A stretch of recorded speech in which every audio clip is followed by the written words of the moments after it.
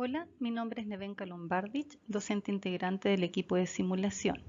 A continuación les daré a conocer el módulo de diseño y planificación de escenarios de baja y mediana fidelidad en simulación clínica. Es muy importante conocer los objetivos de este módulo, que serían identificar las etapas de diseño y planificación de un escenario, conocer las partes de una guía de simulación clínica y su solicitud, y poder confeccionar una guía de baja y mediana fidelidad. Recordaremos que para obtener buenos resultados en las actividades de simulación va a depender de la interacción de 4 elementos.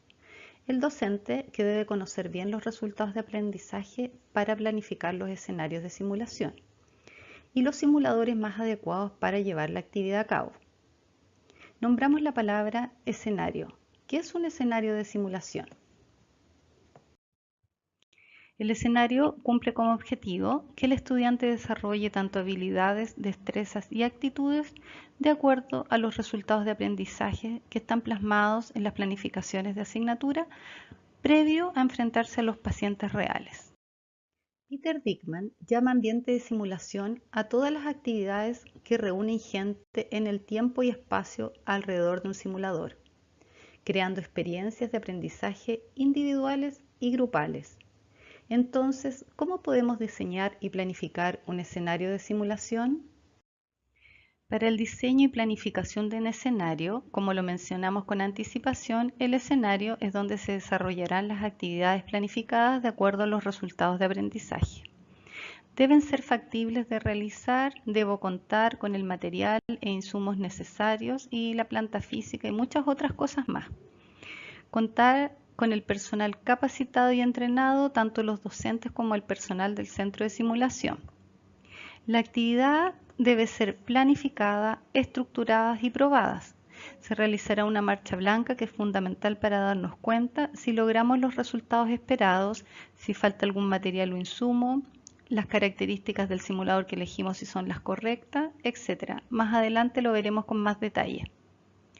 Y el trabajo de los docentes debe ser en equipo desde todo punto de vista.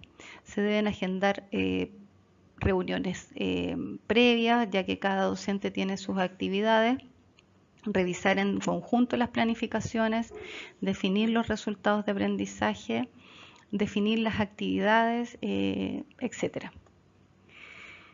Entonces, ¿qué pasa ahora? Ahora veremos las etapas de la planificación de un escenario. En resumen, ¿qué necesitamos para crear un buen escenario?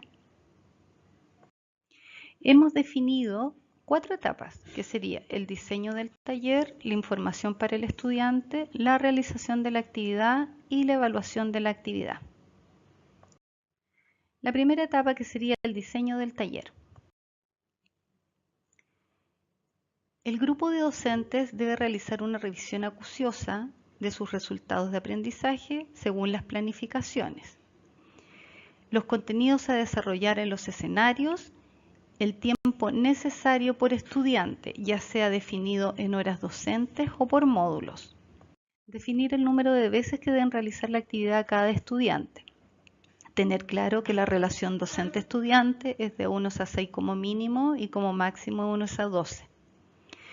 Que debemos calendarizar una reunión con la directora del centro de simulación, porque ahí vemos en conjunto si las actividades diseñadas son factibles de ser realizadas, de la relación docente, de los resultados de aprendizaje, de cómo distribuir el tiempo, etcétera, para después hacer la reserva de los espacios.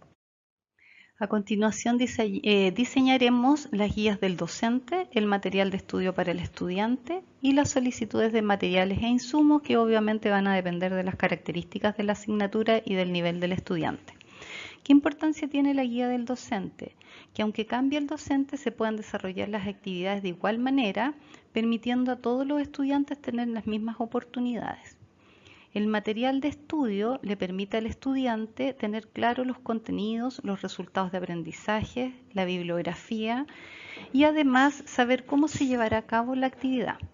Y por último, es fundamental la elaboración de las solicitudes de materiales e insumos, que deben ser subidas al calendario del centro de simulación para poder montar el escenario de acuerdo a lo solicitado. Más adelante veremos cómo ésta se realiza. En resumen, Previa a la realización de la actividad, los espacios ya deben estar solicitados, las solicitudes enviadas al centro de simulación con a lo menos una semana y acudir al centro de simulación y realizar una marcha blanca. ¿Cuál es el objetivo de realizar la marcha blanca? Primero sería detectar si se lograrán los resultados de aprendizaje con la actividad programada. Si cuento con todos los materiales, insumos y equipos necesarios que estén en cantidad y en buenas condiciones. Si necesito hacer alguna modificación, como visité con tiempo y probé mi escenario, puedo realizarlo. Conocer el funcionamiento y familiarizarme con los fantomas y equipos, porque esto lo tengo que saber desde antes, no el día que me enfrento o el día que hago correr el escenario. Teniendo claro esta etapa, ahora pasaremos a la etapa de la información al estudiante. Entonces, la segunda etapa de información al estudiante, tenemos que tener claro que los contenidos teóricos deben ser entregados al estudiante con a lo menos una semana de anticipación, para que les dé tiempo de estudiarlos, entenderlos. Estos pueden ser entregados por diferentes medios o vías, ya sean clases positivas o presenciales, videos, que pueden ser videos grabados de clases, videos de procedimientos, etcétera, tanto de la web como de la Universidad Mayor, guías de estudios realizadas por el docente, bibliografía sugerida, lectura complementaria. ¿Por qué esto es importante? Porque hará que el estudiante movilice sus conocimientos previos y también él se fijará sus propias expectativas de la actividad y puede aclarar sus dudas.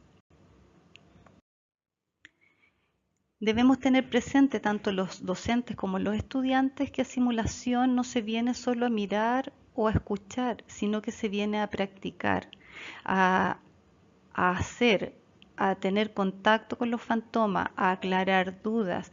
Cada estudiante debe realizar a lo menos una vez cada actividad. Para un mejor funcionamiento del centro de simulación, tanto en Santiago y Temuco, se han confeccionado las reglas y normas que dan las directrices para las personas que acuden al centro de simulación. Describe, por ejemplo, cómo deben presentarse los estudiantes, que para cuidar los fantomas deben utilizar solo lápiz mina, porque el lápiz pasta los raya y el problema es que no se pueden limpiar, es muy difícil de sacar.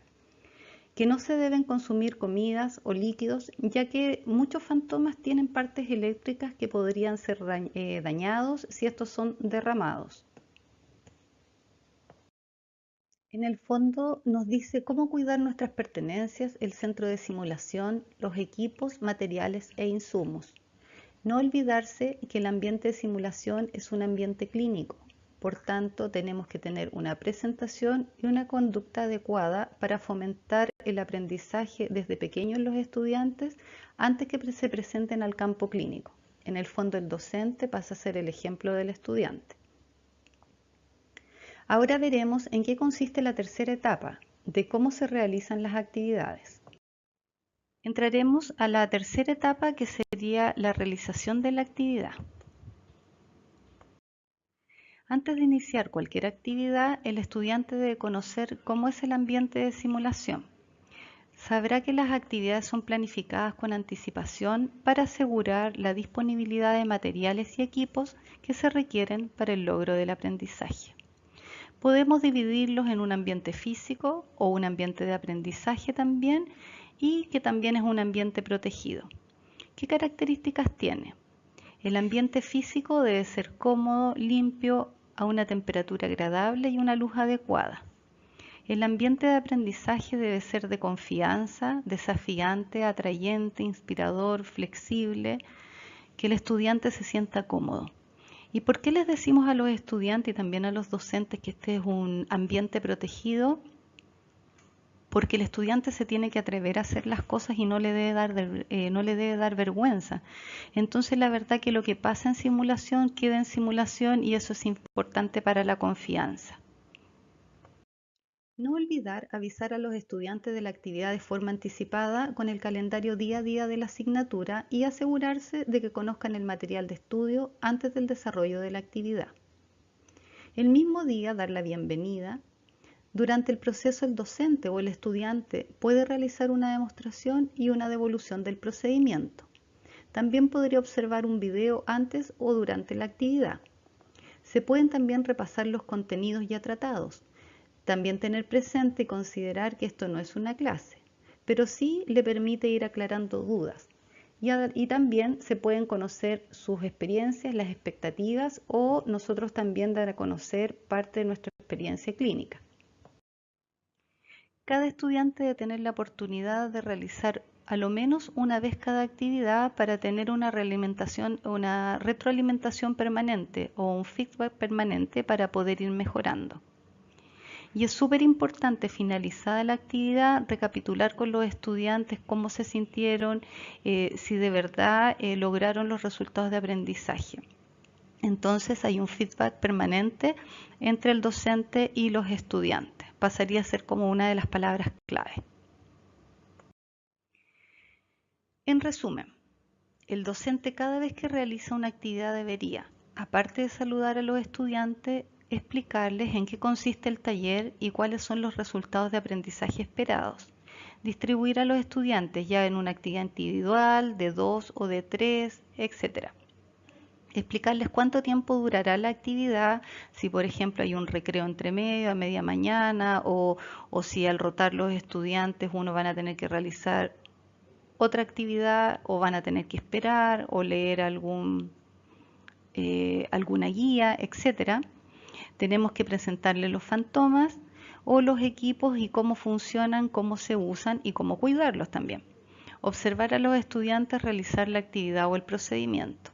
Realizar un feedback con cada uno de ellos. Terminar en el tiempo asignado.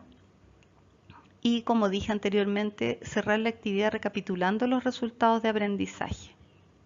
Es importante tener presente que el taller concuerda con la guía confeccionada, o si no, deberíamos realizar cambios.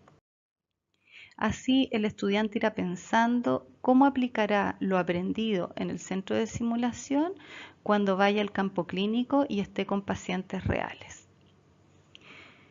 La siguiente etapa es la evaluación de la actividad. Es muy importante porque esto nos permite un mejoramiento continuo. Existe evaluación, vamos a ir por parte. Primero veremos la evaluación del estudiante. Esta pueden ser de los contenidos tratados en la actividad, como una autoevaluación para que él vaya viendo su progresión, o como una coevaluación.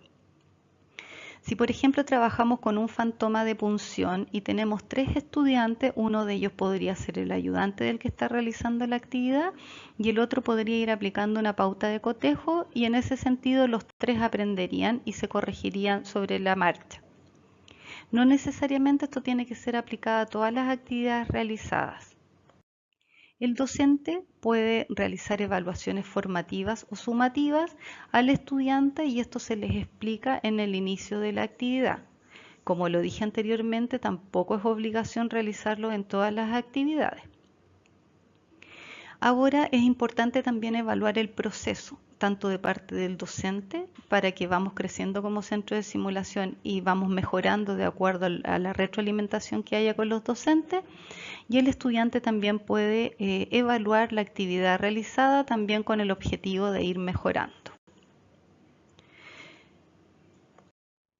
Después de conocer las etapas de la planificación de las actividades, aprenderemos la confección de nuestras guías, tanto la guía del docente, la guía o material de estudio para el estudiante y las solicitudes de materiales e insumos para el centro de simulación. Trabajaremos en equipo y sobre un ejemplo de guía. Como centro de simulación, este es el formato que hemos entregado a los docentes, y para facilitar su confección en cada ítem se describirá qué hay que colocar. Tenemos que en este formato, en la parte superior izquierda, va el logo de la institución o la facultad que pertenece. Después viene el nombre del taller, que debe ser representativo de la actividad que vamos a realizar. Aquí no hay que nombrar, por ejemplo, los insumos uno por uno, sino que debe ser algo global. Y después podemos colocar una foto alusiva del taller que quede muy claro al ver la guía también qué es lo que vamos a realizar o vamos a hacer. Se define el perfil del profesional que puede realizar la actividad. por ejemplo, una enfermera con experiencia clínica, un kinesiólogo, un tecnólogo, etc. Los prerequisitos. Muy importante para el estudiante, ya que deben acudir a la actividad con algún material ya preparado o aprobado, ya sea que hayan presenciado alguna clase, que hayan presenciado ya algún taller, haber leído alguna guía, haber visto algún video, etc. Toda la información que se necesita previa a la realización de la actividad. En cuanto al número de estudiantes por docente, lo definimos con anticipación, que es 1 es a 6 como mínimo en cuanto a la relación, o 1 es a 12 como máximo, para que se lleve bien, para que cada estudiante aprenda y que tenga la oportunidad de realizar la actividad. ¿Cuánto durará este taller o este escenario? Puede ser un módulo o 2 módulos, de acuerdo a los horarios o a lo que yo especifique que el estudiante va a aprender, de acuerdo a la planificación de la asignatura. En cuanto a la metodología de evaluación, puede aplicarse una pauta de cotejo, tanto por el docente como por el estudiante. También algunos docentes prefieren tomar alguna prueba, que puede ser una prueba cortita antes de empezar la actividad, de unos 10 minutos. Eso lo define en la planificación y se le dice con anticipación también al estudiante. La introducción. La introducción describe el contenido teórico de la actividad, el procedimiento a realizar, los materiales necesarios, pueden incluir dibujos, esquemas, que le quede al estudiante lo más claro posible. También se pueden agregar imágenes de los insumos, porque así después el estudiante, para realizar la actividad, él puede seleccionar dentro de los insumos entregados y tener claro qué debe utilizar. La descripción del procedimiento es muy importante porque estandariza el procedimiento o nos da el paso a paso a seguir. Así el estudiante sabrá qué se espera de él. Los resultados de aprendizaje deben estar bien definidos y les sugerimos usar la taxonomía de Bloom. Estos deben estar claros y deben ser medibles al final de la actividad. Y el estudiante tiene que saber si lo logró. Por eso los damos a conocer al inicio del taller y al final recapitulamos y recibimos la retroalimentación de todos los estudiantes. En cuanto a la bibliografía, esta puede ser obligatoria o complementaria, es la base de la información. Se pueden citar textos, revistas, páginas web, etcétera, todo lo necesario para la realización de la actividad, según norma APA. La pauta de evaluación o de cotejo, que describe el paso a paso, otorgando un puntaje según el grado de importancia de los resultados de aprendizaje. Estos ítems deben ser redactados en forma clara y bien concreto, con un mínimo de 5 y un máximo de 15. Esta etapa es muy importante porque le indica al estudiante el estándar que debe alcanzar al finalizar la actividad. La descripción del escenario. En este ítem se indica en general cómo se desarrollará la actividad, si se trabajarán en grupos, si es que existirán distintos escenarios en los cuales irán rotando, si se aplicará o no pauta de cotejo. La descripción en general se le mandó también en la guía de estudio, entonces el estudiante llega sabiendo lo que va a realizar, o también se puede hacer un pequeño brief, una pequeña introducción antes de iniciar la actividad.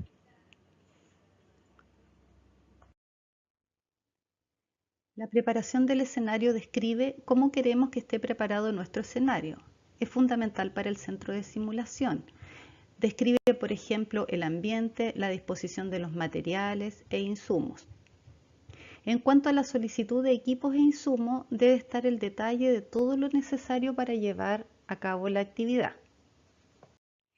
Para confeccionar la guía o el material de estudio para el estudiante, extraemos de la guía del docente lo siguiente. Por ejemplo, la información básica, donde él va a saber el nombre del taller, el nombre del docente, el tiempo asignado, los prerequisitos y la metodología evaluativa.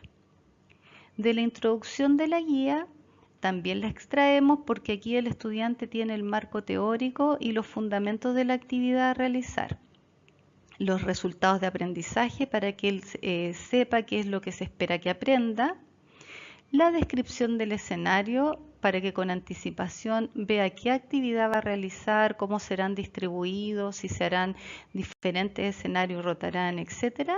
La bibliografía para que pueda profundizar los contenidos y la pauta de cotejo, que es el paso a paso, se puede enviar o no de acuerdo a cómo el docente lo estime necesario. Ahora confeccionaremos la solicitud de los materiales e insumos. ¿Cuál es el formato? Primero, en la parte superior va el nombre del docente y el contacto, que es fundamental porque al leer la solicitud, si notamos que o no hay algún material o no tenemos claro cómo preparar el escenario, etcétera, nos podemos comunicar. El número de estudiante y docente, y aquí también describe si será un escenario, dos escenarios, es importante para el cálculo de los materiales e insumos. En el ítem de resultados de aprendizaje, descripción del escenario y preparación del escenario es lo mismo que pusimos en la guía del docente.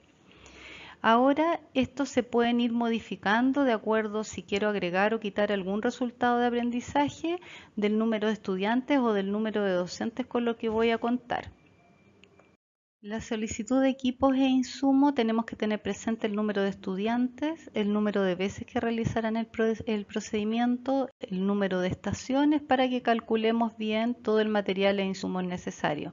La idea es que no nos falte nada. Si notamos que en alguna actividad nos falta algún material, podemos actualizar la solicitud y subirla, como dijimos, al calendario para la próxima vez que nos toque la misma actividad. Y la distribución del tiempo, esto ya lo teníamos especificado desde un principio de la formulación del escenario. Me imagino que están muy cansados, pero espero a estas alturas que hayan logrado sus expectativas y que puedan identificar las etapas de diseño y planificación de un escenario y conocer las partes de una guía de simulación clínica y sus solicitudes. Entonces ahora podrían confeccionar sus propias guías de baja y mediana fidelidad, ya que estas ayudan al aprendizaje tanto del estudiante y el trabajo docente. Si tienen cualquier duda nos pueden preguntar. Les doy muchas gracias.